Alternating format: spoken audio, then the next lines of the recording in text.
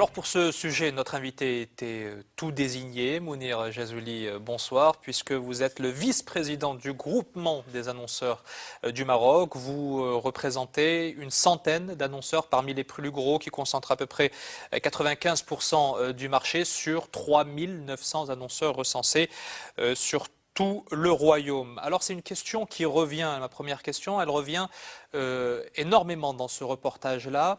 C'est la question de la méfiance, de la crainte, de la peur de la part des annonceurs qui hésitent à aller sur ce terrain, à aller jouer sur ce terrain de l'Internet, de la publicité sur Internet.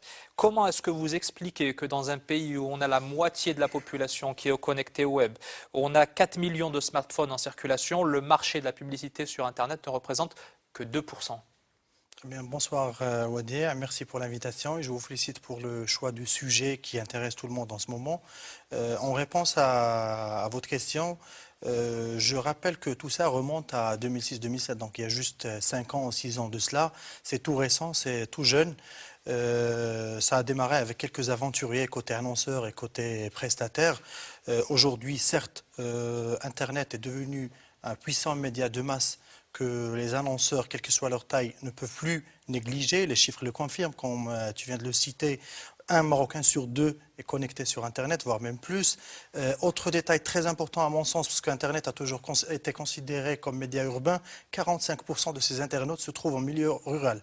Donc c'est un changement majeur dans le cycle de vie de ce média. Les chiffres d'investissement publicitaire ne sont pas encore à la hauteur, même si je me méfie des 100 millions de dirhams qui circulent. Ça reste des estimations de professionnels sur la base de la... Puisque tous les critères sont réunis pour pouvoir y aller, pourquoi est-ce que les annonceurs, et notamment ceux qui sont fédérés au sein de votre organisation, n'y vont pas? Est-ce que c'est un problème de génération? Parce que ces chefs d'entreprise, ce sont des cinquantenaires, des sexagénaires, des quadragénaires peut-être pour les plus jeunes. Est-ce qu'il y a une réticence? Parce que comme le disait l'un des intervenants dans le reportage, on ne connaît pas trop l'outil Internet, on ne sait pas ce qu'il y a derrière, on ne sait pas comment ça marche. Donc on ne saute pas le pas. C'est dû principalement à la jeunesse du marché, comme je viens de dire, et deuxièmement à ça. Et donc nous, en tant que corporation de métiers et groupement d'annonceurs du Maroc, on s'est lancé dans une démarche de pédagogie et d'éducation de marché depuis 3 ans, 4 ans de cela. On a lancé une série de formations et de séminaires de formation au profit des membres et des non-membres autour de la thématique de publicité sur Internet. Suite à ça, nous avons constaté qu'il y a eu un engouement de plus en plus marquant de la part de nos membres et des annonceurs de ce média qui est Internet. Donc la pédagogie y compte beaucoup. La méconnaissance du secteur et du panorama des prestataires et des contributeurs et de la chaîne de valeur de ce secteur y est pour quelque chose. Donc il y a une période de maturité qu'il va falloir vivre ensemble, qu'il va falloir accompagner par de la pédagogie et par de l'éducation du marché côté annonceur et côté prestataire.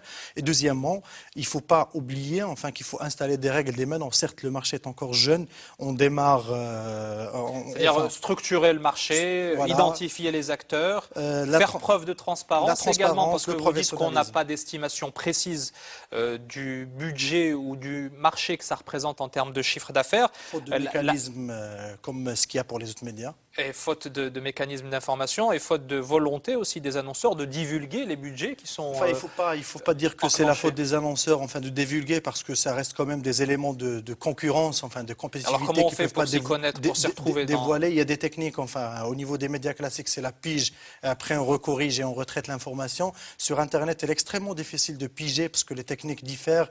Les prestations et les moyens ou les outils de communication sur Internet sont très variés. La pige, ça veut dire qu'on contrôle concrètement, on voit ce qui passe et on sait que sur telle tranche ou telle tranche, ça coûte tel et tel prix. On retraite sur Internet, c'est difficile parce que les formats, les outils, les canaux sont différents. Mais les outils et les mécanismes existent ailleurs dans le monde. D'ailleurs, j'appelle de cette tribune, et on l'a lancé déjà, nous, en tant que groupement des annonceurs, on a commencé des contacts avec des prestataires et des acteurs du marché, les parties prenantes de ce marché, pour pouvoir se mettre en commission ad hoc pour pouvoir travailler sur ces chantiers prioritaires et très stratégiques pour l'avenir de ce secteur. Donc créer des passerelles entre les deux pôles de profession. Les annonceurs, utilisateurs et les prestataires qui offrent ce genre de prestations. Il y a aussi une carence qu'on relève et qui par définition découle du reportage qu'on vient de voir, c'est celle de la PME. On parle beaucoup des gros annonceurs, des opérateurs téléphoniques. D'ailleurs, ce sont les leaders sur les supports traditionnels que sont la télévision, l'affichage et la radio, et la presse écrite bien sûr. Et donc on les retrouve forcément parce qu'ils ont ce cran-là d'aller, et les moyens aussi financiers d'aller sur ce marché. Ce qu'on a vu aussi dans le sujet, c'est que la publicité sur Internet coûte beaucoup moins cher que la publicité, entre guillemets, traditionnelle. Ça pourrait être aussi un canal de communication, de visibilité pour la PME qui n'a pas forcément les moyens de communiquer à la télévision. Pourquoi est-ce qu'on... Ça peut venir du gouvernement, ça peut venir du professionnel, mais pourquoi est-ce qu'on ne saisit pas cette opportunité-là, sachant qu'en plus, les PME représentent 95% du tissu économique national? Justement, Internet représente un outil de communication extraordinaire pour la PME. Il colle parfaitement à sa situation faute de moyens financiers. Et il lui permet de faire un tas de choses de façon assez souple et assez pratique et adaptée. Sauf que le problème, enfin ça rejoint ce qu'on a dit au début, c'est la pédagogie. Généralement, ces PME ne sont pas staffées pour pouvoir faire de la pub classique, du marketing et du commercial, encore moins des outils, des techniques pointues comme Internet et la publicité sur Internet. Donc nous, corporations de métiers, on joue un rôle d'éducation. D'ailleurs, il y a un cycle qui s'appelle les matinées PME.com qu'on a lancé en faveur des PME marocaines pour les sensibiliser par rapport à l'importance de la publicité sur Internet, par rapport à ce potentiel qui leur est offert sur Internet. Une autre précision par rapport à la PME, certes, elle n'a pas les moyens financiers, mais juste pour leur clarifier, sur Internet, on peut faire de la publicité payante, c'est-à-dire qu'on paye à travers les différents canaux, mais on peut faire aussi de la publicité gratuite. Publicité gratuite, ça se fera à travers l'engagement de conversation, on va dire, avec notre cible, nos prospects aux cibles potentielles, en produisant du contenu attrayant, intéressant, qui va séduire ces gens-là et qui va susciter le buzz qui permettra de faire vivre la marque PME dans les réseaux sociaux en réalité aussi. Vous soulevez une question et un point qui est intéressant, qui est important quand on fait notamment de la publicité ou de la communication de manière globale, c'est celle des contenus et de l'originalité des contenus et de contenus qui soient adaptés à ce média. Dans beaucoup de cas, ce qu'on retrouve sur le web, ce sont des spots ou des images ou des stratégies de communication qui ont été déclinées en fait des campagnes de publicité de médias traditionnels et qu'on fait du copier-coller sur le web.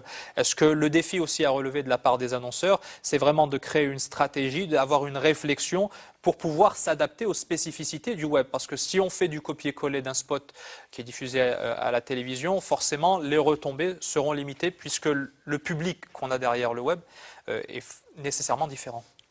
Tu as raison, d'autant plus que Internet reste quand même un média choisi, voulu et non pas subi. Donc l'internaute zapper par sa nature pourra à tout moment switcher vers autre chose ou supprimer la publicité, quel que soit son format qui lui est proposé ou offert. Donc il va falloir séduire cet internaute, il va falloir lui proposer un contenu alléchant, séduisant, qui répond à un besoin précis, à un moment précis. Et ça, Internet le permet d'une façon assez considérable. Donc le challenge, pour tout annonceur qui se lance sur Internet, au-delà de la simple visibilité de la marque à travers des dispositifs basiques, c'est de pouvoir développer ce contenu alléchant, intéressant, et de développer l'idée créative au-delà même de la simple publicité classique, cette idée créative qui va vivre.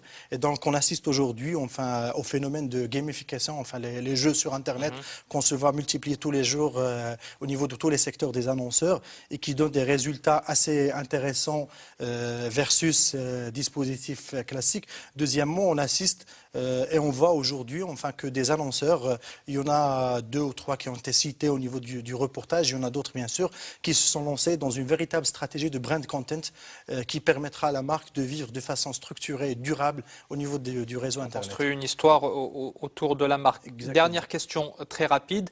On a vu de la part des annonceurs leur attachement aux médias traditionnels et en particulier à la télé, et ça c'est plutôt bon pour une chaîne comme 2M. Est-ce que finalement la solution intermédiaire, c'est pas celle de la télévision connectée, une télévision reliée à Internet et qui permettrait à la fois d'avoir cette visibilité et ce mode de communication classique, et puis aussi de produire du contenu spécialement dédié à celui qui surfera à travers son écran de télévision? C'est la digitalisation des médias classiques.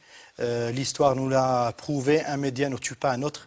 Les médias se cumulent, mais il faut avoir l'intelligence de cohabiter, il faut avoir l'intelligence de gérer cette convergence de médias. À mon avis, l'avenir et le prolongement naturel des médias classiques, notamment la télé, se trouve sur Internet, dans le web, donc libre aux médias classiques et aux chaînes télé de trouver, de repenser leur modèle économique de façon à faire cohabiter enfin les médias offline et online pour offrir le plus de valeur ajoutée aussi bien aux spectateurs, auditeurs qu'aux annonceurs. Mounir Jazouli, je rappelle que vous êtes le vice-président du groupement des annonceurs du Maroc. Merci d'avoir répondu à notre invitation. Merci à vous de nous avoir suivis. Merci également pour ces 3 années passées à vos côtés. Merci à tous ceux et à toutes celles qui ont contribué à la réalisation et au succès de cette émission. Et après 9 ans de diffusion, eh bien, le temps est venu pour Éclairage d'éteindre ses projecteurs. Bonne fin de soirée sur 2M.